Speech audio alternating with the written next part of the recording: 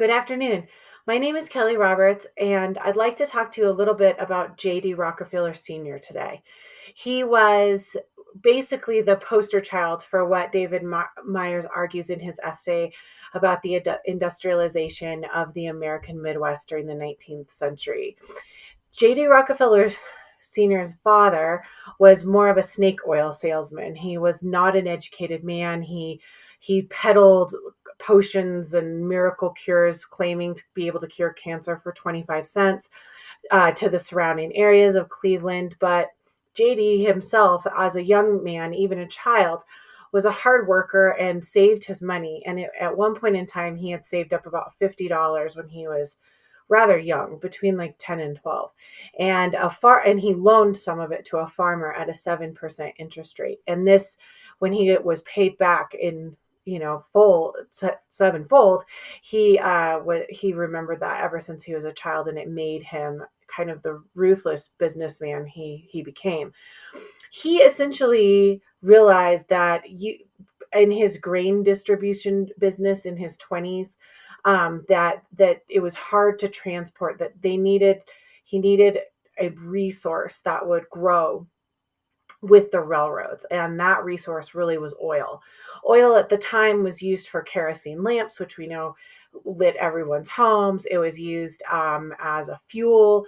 It was used as all these things. Well, how Rockefeller really, really changed the market initially, even before he became, what we knew as a massive monopoly in history, he never wasted anything. So he came up with this idea of a vertically integrated business where the company owned everything and wasted nothing. So certain fuel waste that normally was just dumped into a river in Cleveland, because the river often caught on fire, that would be gasoline, which would later be fuel.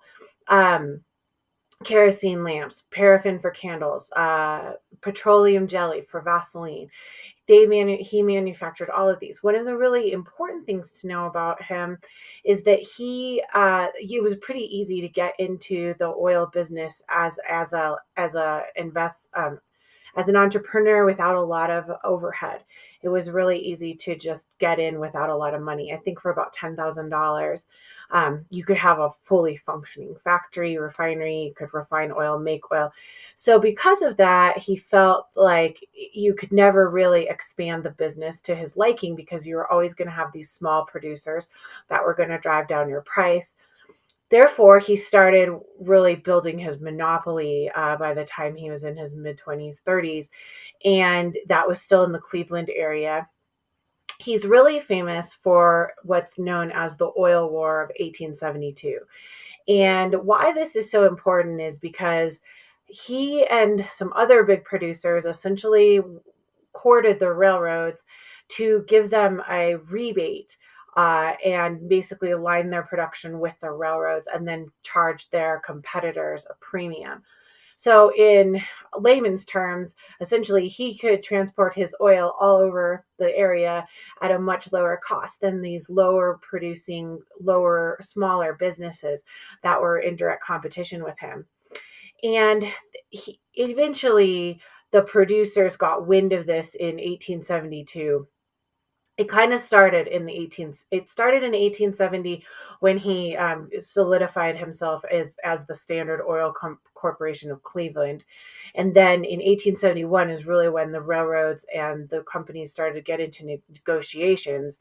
And then by 1872, the producers had kind of gotten wind of this, and they protested and protested.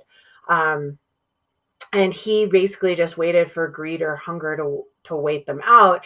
And he ended up monopolizing all of Cleveland's oil, even though it was really a pretty shady thing, and he was not well liked for it. He did it anyway. And the area that he actually was absorbing companies from was where journalist Ida Tarbell is from. And Ida Tarbell was 14 or 15 years old when her father, who was a small oil producer, was absorbed by John D. Rockefeller and his company.